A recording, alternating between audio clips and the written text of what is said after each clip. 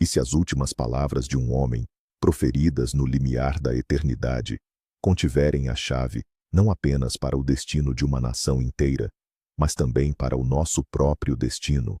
Frequentemente, vemos o livro de Deuteronômio como uma simples coleção de leis antigas, um eco distante de um passado empoeirado. Mas nas suas profundezas esconde-se um segredo, um testamento final, carregado de urgência desesperada. Este é o coração de um líder que, após guiar o seu povo por 40 anos, se depara com a realidade excruciante. Ele não entrará com eles na terra prometida. Não é apenas um livro de regras, é um aviso apaixonado, uma profecia e um mapa para o coração humano. É a história de um Deus que anseia por relacionamento e não por obediência cega. E de um povo, à beira da grandeza ou da catástrofe, cujo futuro depende de uma única decisão: lembrar ou esquecer. Qual é o segredo escondido na repetição dessas leis, que as torna tão vitalmente, perigosamente importantes para a sobrevivência de Israel? Se você também acredita que a memória da fidelidade de Deus é a nossa maior força, escreva nos comentários: meu coração se lembrará. Fique conosco até o fim para descobrir a revelação completa. E se você valoriza a análise profunda das Escrituras, inscreva-se para não perder a nossa próxima história. A sombra de Cádiz Barneia. O sol pesado e alaranjado de Moabe pairava sobre a vasta congregação de Israel. O calor vinha não apenas dos céus, mas também dos milhares de corpos reunidos nas planícies. Moisés, apesar dos seus 120 anos, estava de pé, com a postura reta, sentindo o peso de cada um desses sóis, de cada uma dessas almas. A sua voz, embora marcada pelo tempo, ressoava com a clareza do Sinai.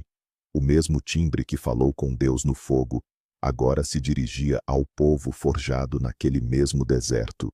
São estas as palavras que Moisés falou a todo o Israel, além do Jordão, começou ele. E o silêncio que se seguiu não era apenas um sinal de obediência, mas uma expectativa repleta de história. Uma nova geração, cujos pais pereceram no deserto, olhava para ele com olhos que misturavam reverência e uma ignorância ansiosa. Eles não se lembravam do Egito, nem do Mar Vermelho dividido. Conheciam apenas histórias, lendas sussurradas nas tendas, sob o céu estrelado. Mas Moisés lembrava-se. Ele lembrava-se de tudo.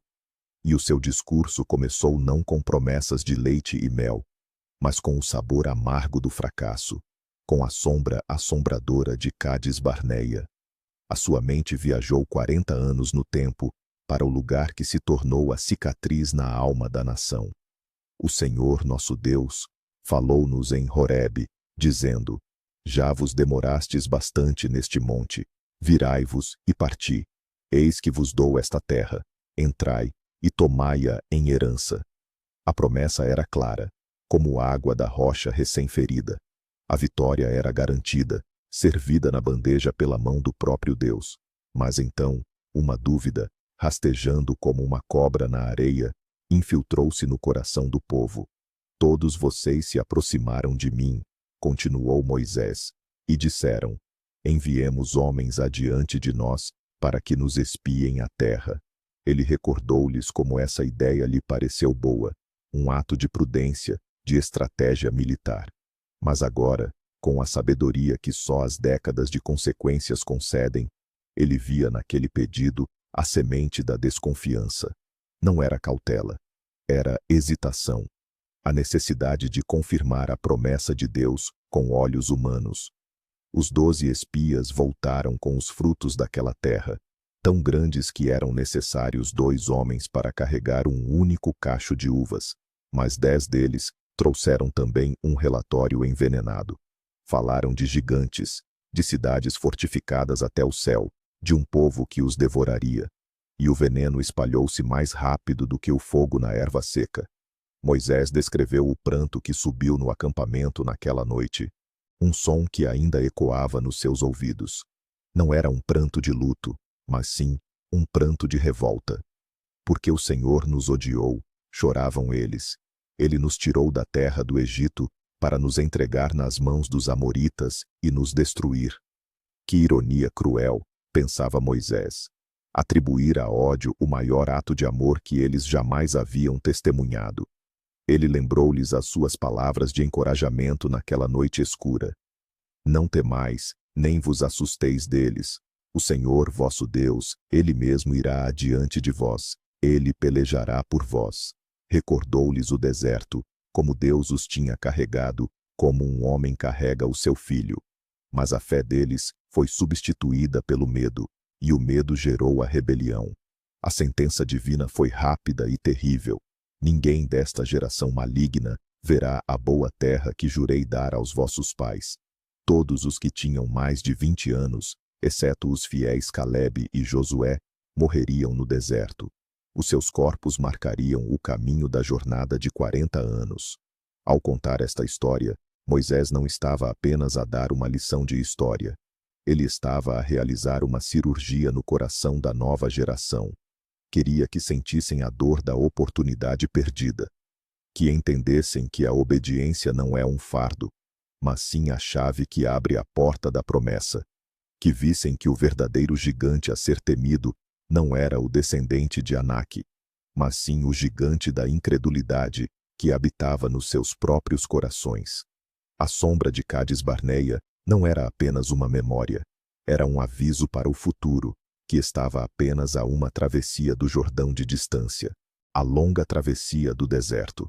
A narrativa de Moisés fluía como um rio caudaloso, atravessando a memória coletiva de Israel. A sentença havia sido pronunciada.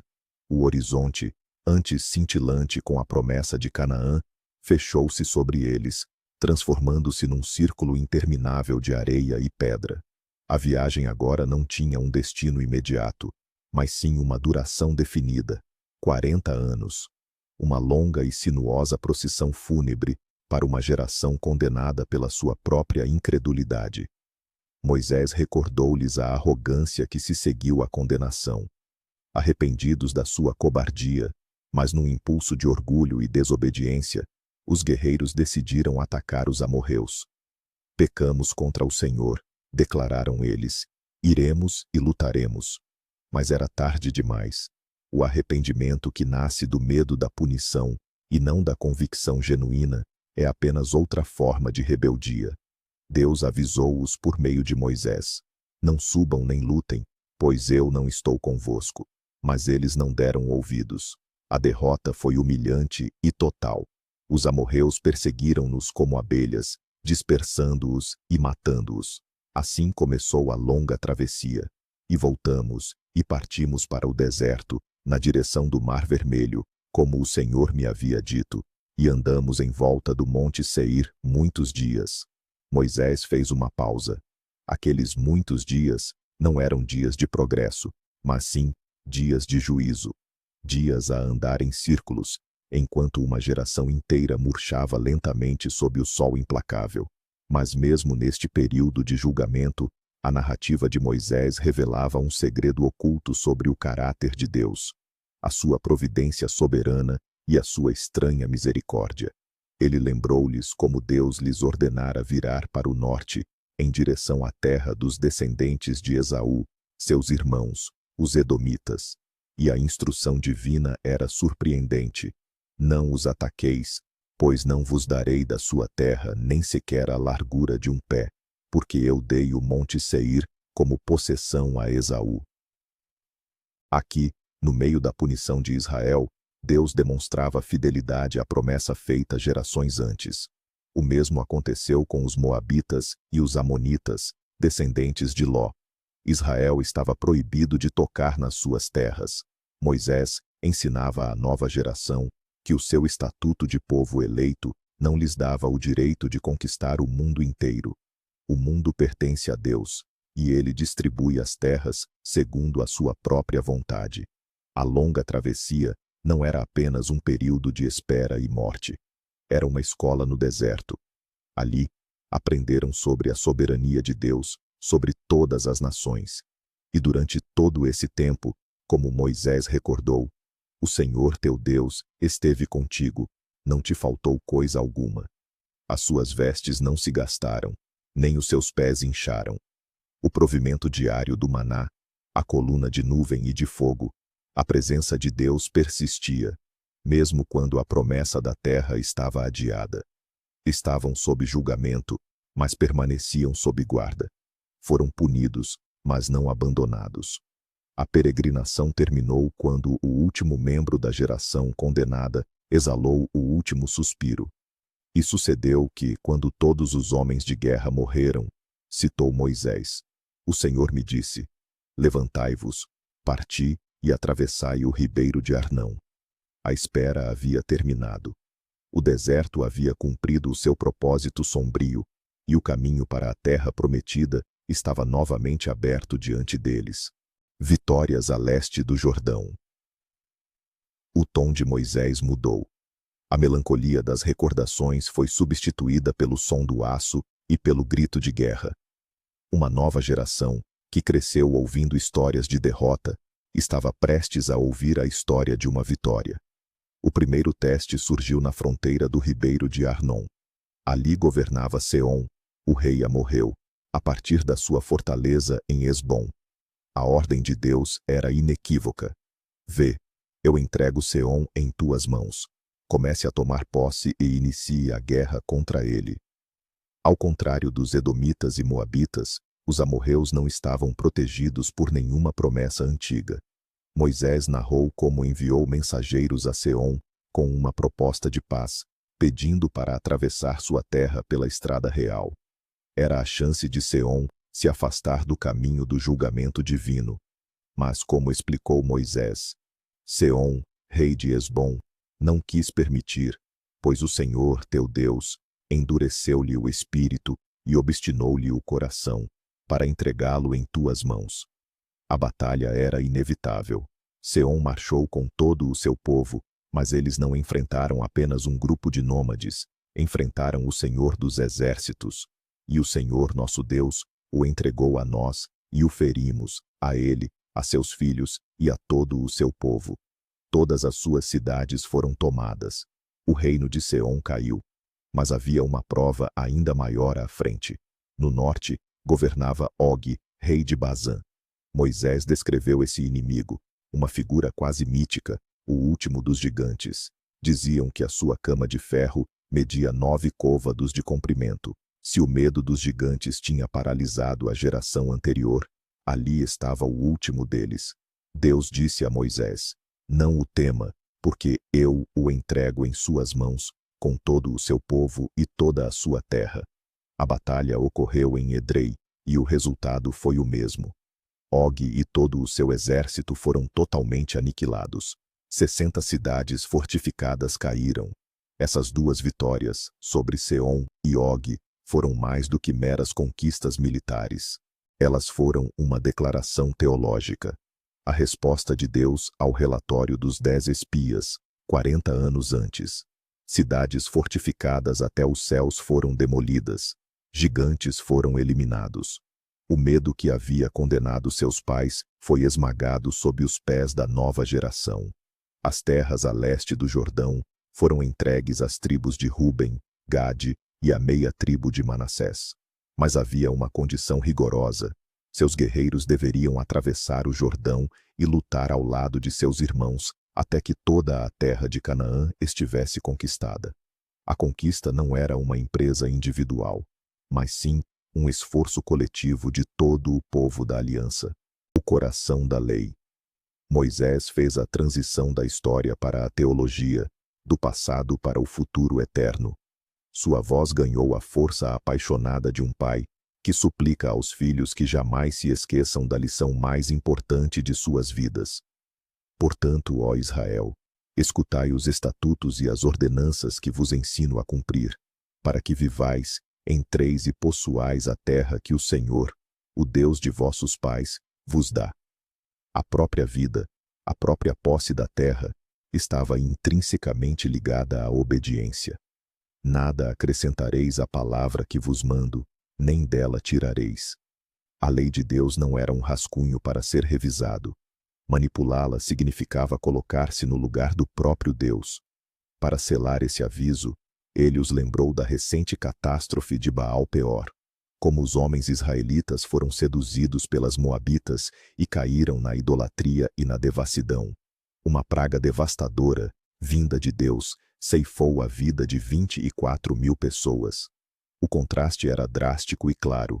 A idolatria levava à morte, a fidelidade, à vida. Em seguida, Moisés revelou o propósito mais profundo da lei. Não se tratava apenas de manter a ordem, era um testemunho para o mundo. Guardai-os e cumpri-os, pois nisto reside a vossa sabedoria e o vosso entendimento perante os olhos das nações.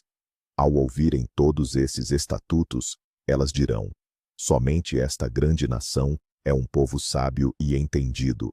Quando a lei vive nos corações, ela se torna o maior instrumento de testemunho de Israel. As nações pagãs, imersas em superstição e crueldade, olharão para Israel e verão uma sociedade fundada na justiça e na ordem divina.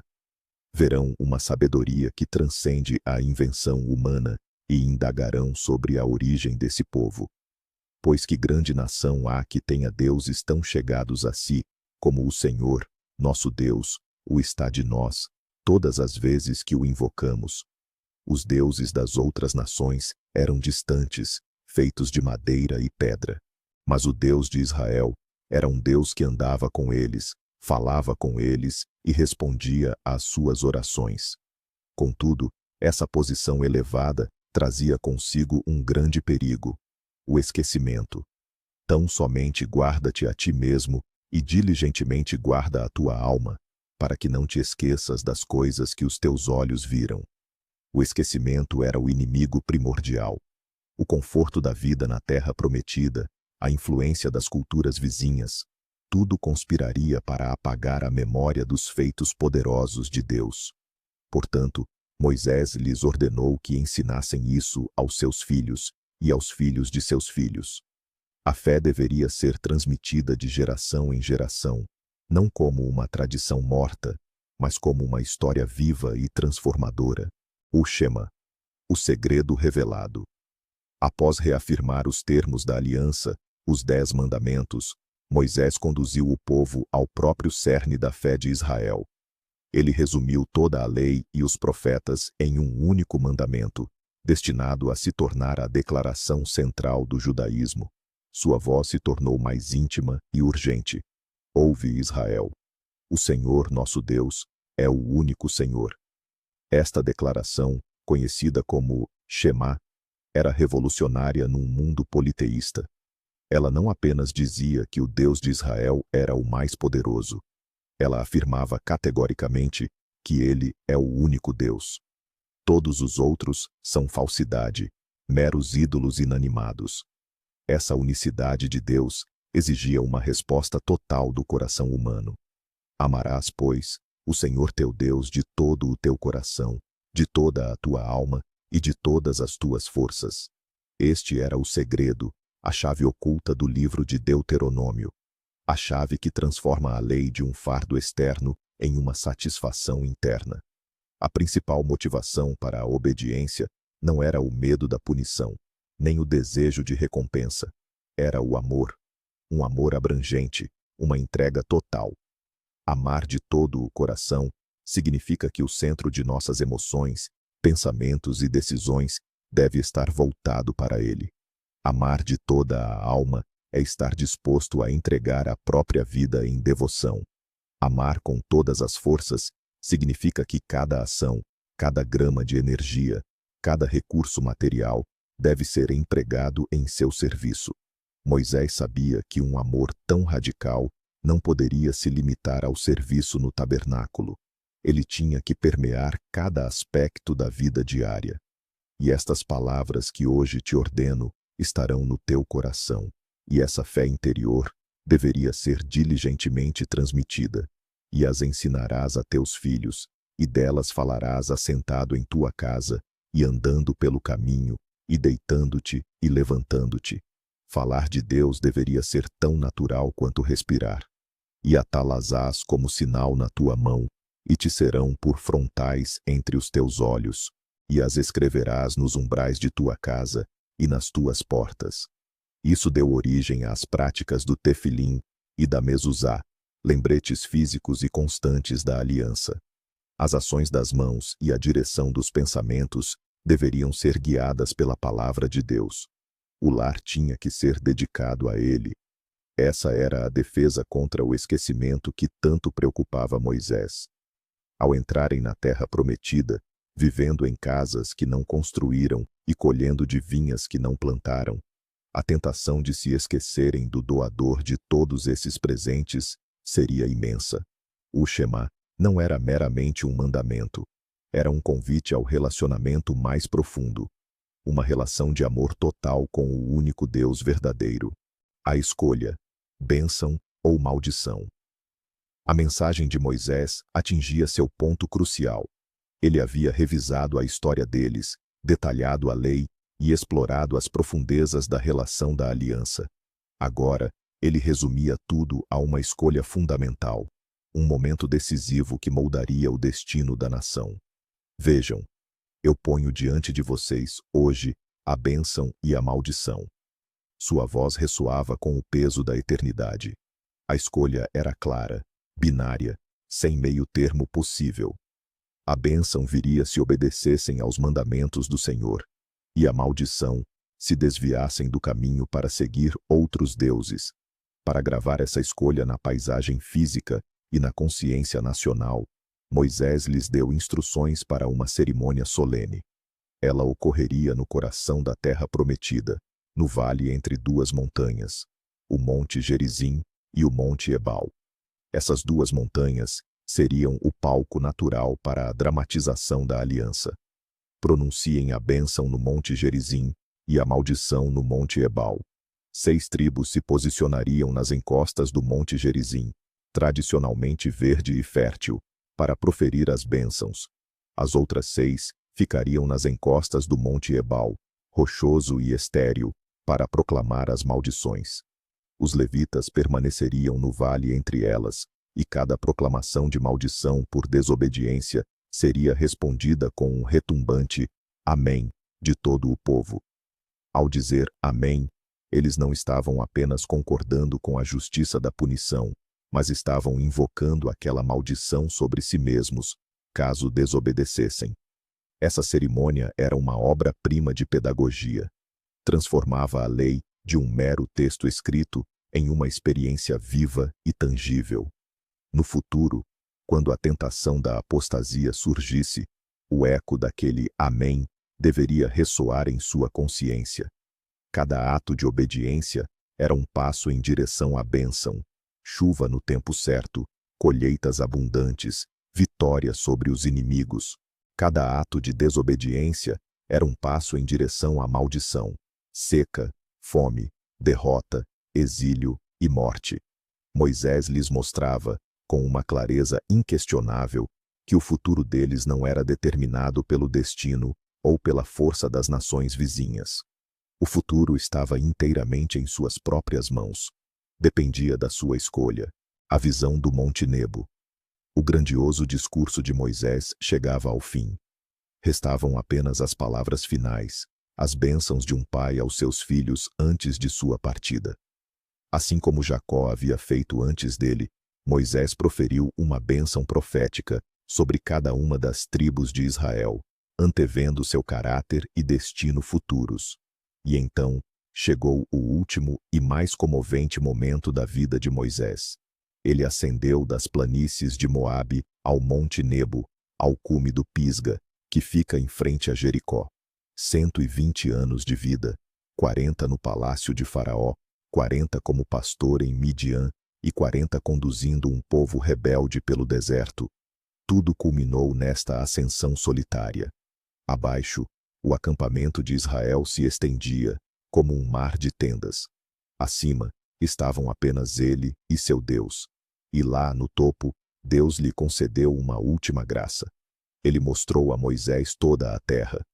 Não foi uma visão comum, mas sim uma visão panorâmica e sobrenatural. Ele viu a totalidade da promessa, a terra onde manava leite e mel, o lar que seu povo estava prestes a herdar. Ele podia quase sentir o aroma dos figos e das romãs. Era tudo o que ele havia ansiado, tudo pelo que ele havia lutado. E então Deus lhe disse: Esta é a terra que jurei a Abraão, Isaque e Jacó. Eu permiti que seus olhos a vissem, mas você não entrará nela. Não havia apelação. Moisés aceitou o decreto divino, a punição por seu momento de desobediência nas águas de Meribá. E ali morreu Moisés, servo do Senhor, na terra de Moabe, conforme a palavra do Senhor. E ele foi sepultado num vale, na terra de Moabe, em frente a Bet-peor, e ninguém sabe o lugar do seu sepultamento, até o dia de hoje. O próprio Deus cuidou de seu sepultamento, ocultando sua sepultura para que ela não se tornasse um local de idolatria. O livro termina com uma incomparável epitáfio.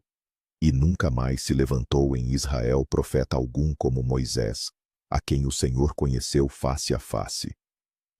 Seu legado não estava na terra que ele viu, mas na qual não pisou, e sim no povo que ele deixou para trás, um povo com a lei, a aliança e Deus.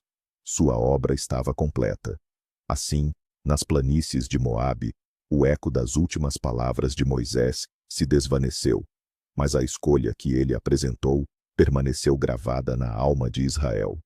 O livro de Deuteronômio, com todos os seus segredos revelados, não é um final, mas um limiar. Ele nos ensina que o verdadeiro legado não é um pedaço de terra, mas sim um coração circuncidado, e que a obediência, nascida do amor, é a única chave que destranca a porta da bênção de Deus. Se o apelo para se lembrar da fidelidade de Deus no seu próprio deserto ressoou em seu espírito, escreva nos comentários: Eu escolho a vida. Com isso, afirmaremos juntos que nossa esperança não reside em nossa força, mas sim na sua promessa. Inscreva-se para continuar descobrindo verdades transformadoras e compartilhe esta mensagem com aqueles que precisam fazer a sua escolha. Qual dos avisos de Moisés você considera o mais relevante para os dias de hoje? Deixe nos comentários.